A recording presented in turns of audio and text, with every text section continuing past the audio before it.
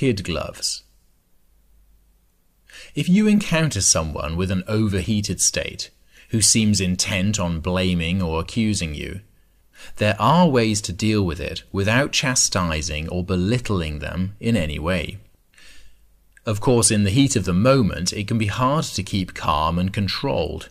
So a great first move is to use the anchor that you've set up to trigger a specific archetype before you attempt to do or say anything in response to such a person. You should always start by refusing to take the incident personally and let go of any need you might feel to either retaliate or do the reverse and withdraw into your shell. Triggering an appropriate archetype will sweep away the impulse to take either of these routes. Triggering any of the 6 mature archetypes can work well here, although generally either the lover or the sage will work best, depending on the person involved. Triggering the lover, for example, you might find yourself empathizing with your adversary. In this case, you might express a similar position to theirs in your voice and say something like, "That must be really annoying, especially after everything you've tried to do."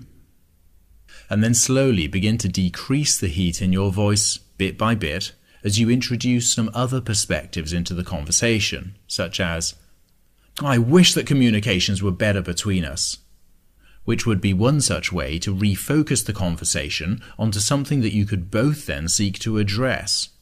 So rather than restating the problem, you've started to make a solution the new focus. It's a great idea to practice this in conversations you're involved in when somebody else is being blamed, accused, or criticized in some way, and see if you can change the energy of the conversation towards a more positive outcome.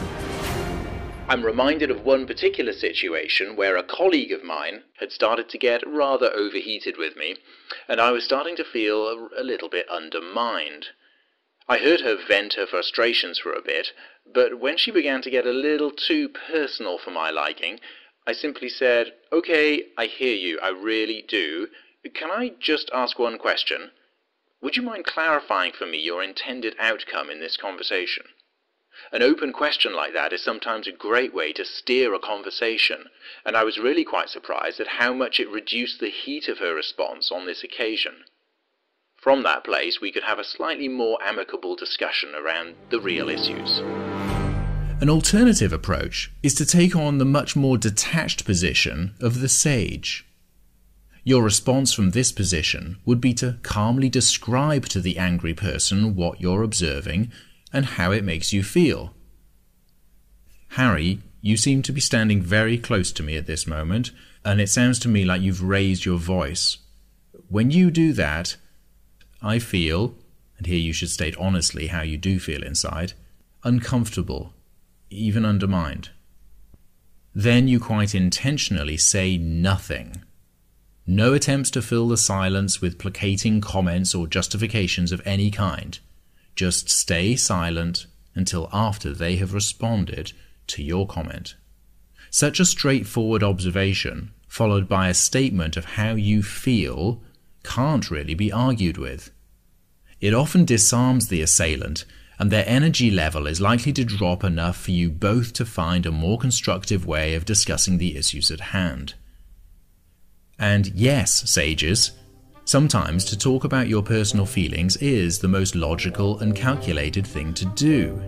If you research this, you'll find much evidence to support this theory. So hopefully your assailant's next sentence is likely to be a lot easier to manage and can be steered towards a more constructive outcome, where you can ensure that they feel acknowledged whilst making it clear that their overheated approach is not an acceptable way of behaving. So these are 2 ways in which you can seek to deal with any overheated archetype that has confronted you head on. But it can be equally difficult when a person you're dealing with has simply shut down.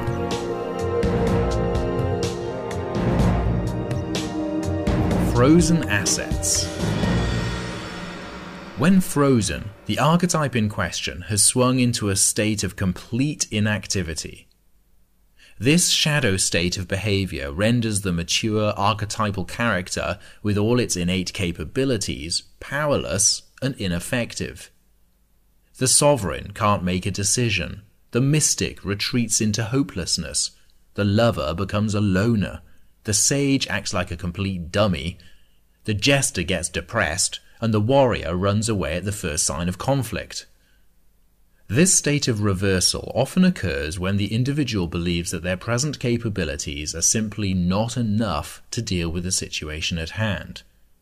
Again, this is rarely a conscious decision. It's usually driven by an emotional state of hopelessness. Fear, or hopelessness, can cause even a relatively well-developed archetype to flip into such a negative state. Remember Maximus, the Roman general, after he failed to reach his family in time to save them. For weeks afterwards, he practically gave up on life.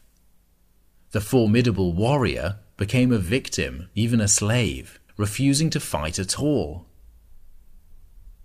Most people, however, wallow around in this frozen state not because of some insurmountable crisis, but because they've never invested the time or effort required to develop the specific archetype that the situation demands. Have you ever known anyone to show these tendencies in any area of their lives? I imagine that you have, and maybe somebody very close to you, too.